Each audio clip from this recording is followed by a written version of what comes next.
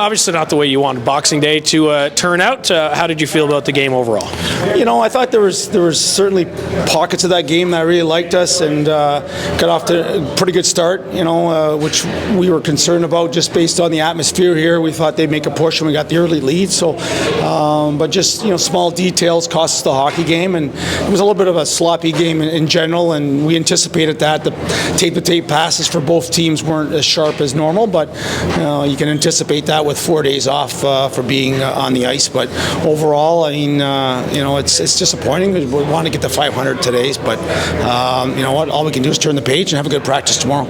You talked in the pregame about Matt Sogaard and his performance being crucial. He certainly, I think, did his part in keeping the team in the game. Well, I thought Sogaard was our best player. I mean, he made some huge saves for us to keep it, close for us to have a chance to tie it up, and that's all you can ask for. So, when you're playing the Toronto Marlies, nothing's really changed over the years. Rush team and power play, those are their two biggest strengths, and I thought we gave up some odd man rushes. They scored their first goal off an odd man rush, and when you don't play with detail and don't have the good F3 support, whether it's off the forecheck or an O-zone play, you're going to give them rush opportunities and they're going to bury. So that certainly was one of the key points of the game, and it cost us a couple goals.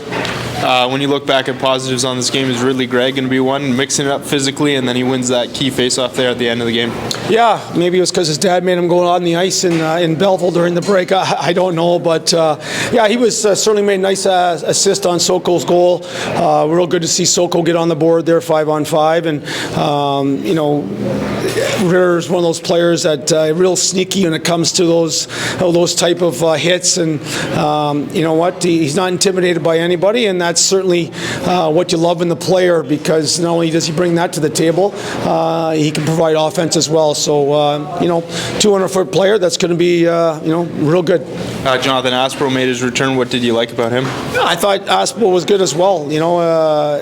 Tough for him too, right? He hasn't played a game since April 6th, I believe, and that's a long wait, and you can train as much as you want off the ice and do as many skill drills and practice as you want. It's not the same as game action, but for his first game, I thought he was solid, and again, much like the rest of our team, just the small plays were just not possible today with the time off. And again, if we look for upsides, I suppose every time we've lost to the Marlies, you've been able to bounce back in the next meeting, and you only have to wait a couple days to get another crack.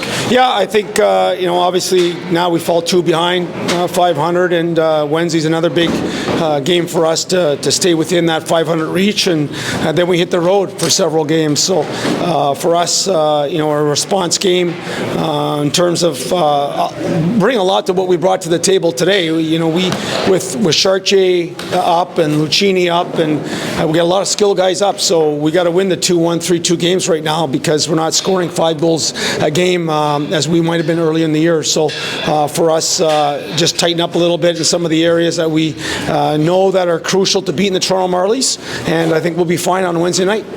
Thanks, Coach. Okay, thanks, guys.